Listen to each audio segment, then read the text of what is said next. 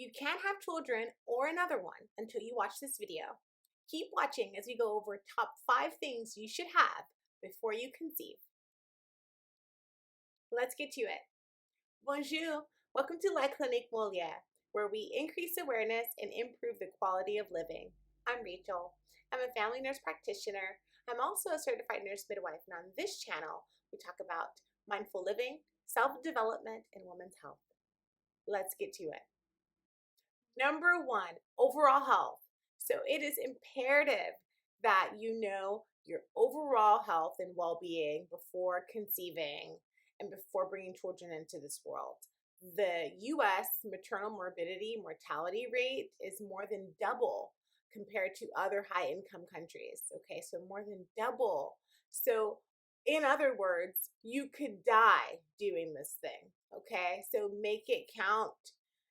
Definitely it's worth it to know your pre-existing health conditions.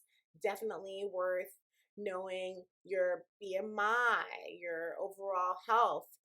If you have any other conditions, you want to make sure they're all stable and managed well. So the days of ignoring yourself and ignoring your own health, those days are over. Okay, so mindfulness is like the next best thing. So get with it.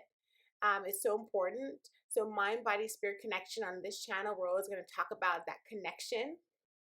And it's more important now than ever. Mental health is like next to wealth, okay? So it's so important that you're connected, you're grounded, you're aware of how you're feeling, you're aware, you're present. So that awareness increases the awareness for self-care as well. And so when you're more aware and you're more mindful, you're mindful of your nutrition, you're mindful of exercise, you're mindful of how you're feeling, and you're mindful of your overall health. And that is so important. It's key, okay, to prevent complications. It decreases your risk factors when you're pregnant. And it's so important to go into pregnancy healthy and whole. Not only that, but also during the labor and birth process and postpartum recovery. So there's so many reasons why, but then even motherhood and fatherhood requires you to be whole and complete. So there's so many reasons why your overall health should be considered before you conceive.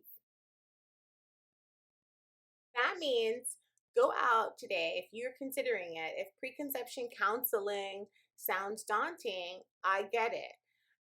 But at least know your baseline labs, at least know if you have any pre-existing health conditions, at least work towards getting on the healthier side before conceiving and being more mindful of some of those things. Number 2, self-love. So you should definitely love yourself. You should be in love with yourself before you conceive and have children. Really should. You should be in love with yourself.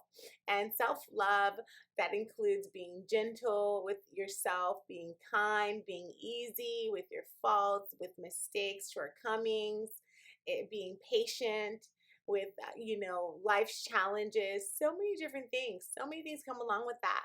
Self-love, you're more mindful of the work you do. You're more mindful of your relationships, your time, where it's spent.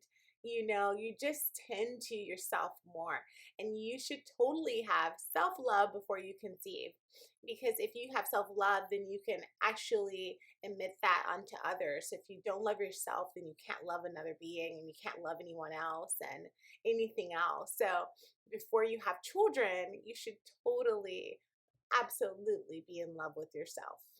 Okay, gone are the days where a 2-year-old is being asked to stop crying and to man up.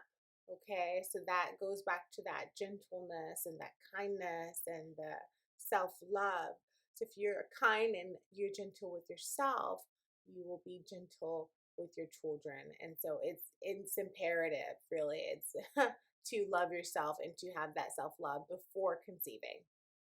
Be sure to watch my other videos on self-love and also on how practices that you can use to improve your self-love. That includes Self-care includes being gentle and kind and patient with yourself. And we talk about it over and over again, and petting yourself and being easy with self.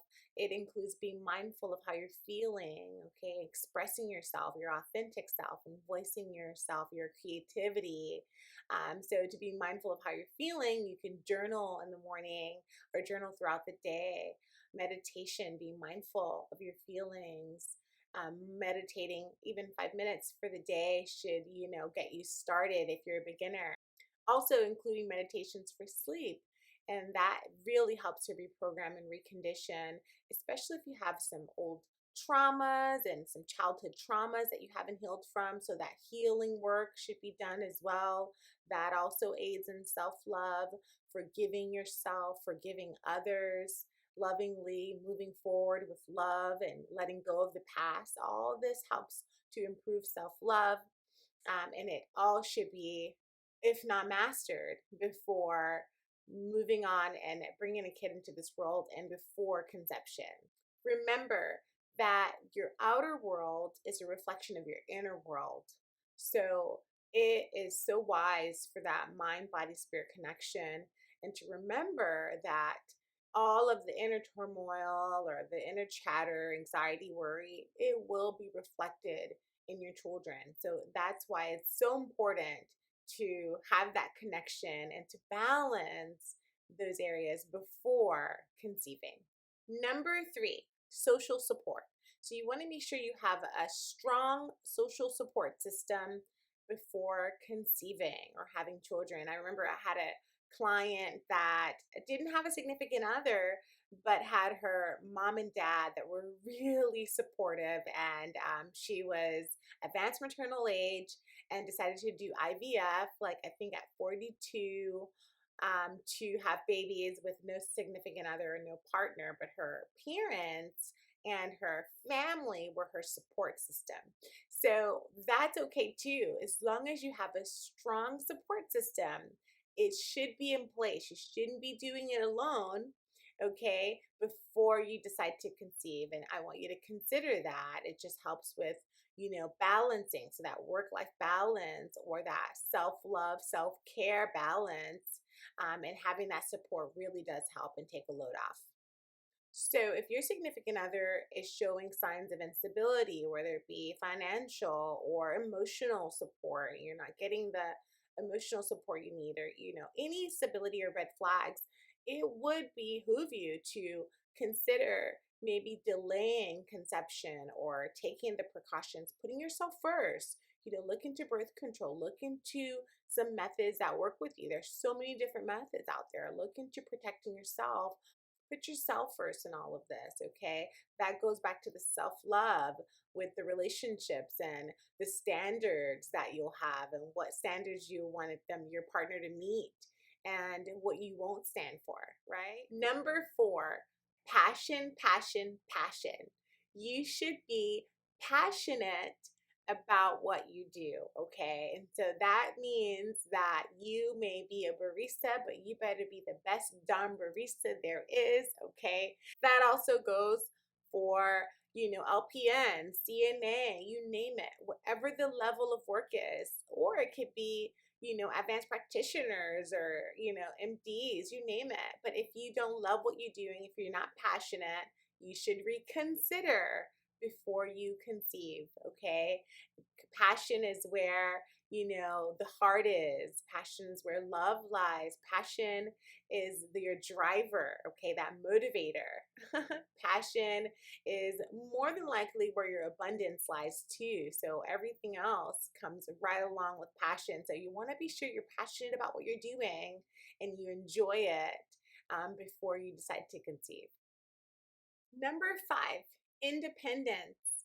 So you should have some level of independence before you conceive, okay? And that can be on any level, right? We're talking about on this channel, we always remind us that we meet ourselves where we are. Okay, so we never overdo, and that goes back to being gentle, the self-love. It's just a beautiful cycle, if you ask me. But never overdo, so you're meeting yourself where you're at. So that level of independence can be at any level. But we remember that there are certain populations that are more vulnerable.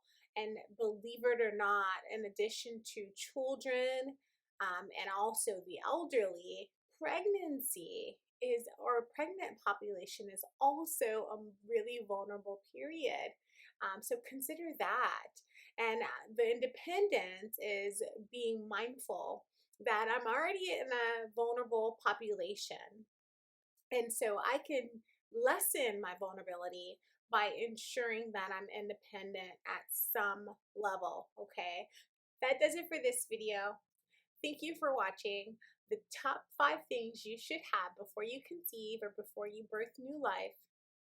Don't forget to hit the bell notification and subscribe so you don't miss another video. Thank you for watching as we increase awareness and improve the quality of living. Be sure to like and comment and tell me some topics that you want to talk about.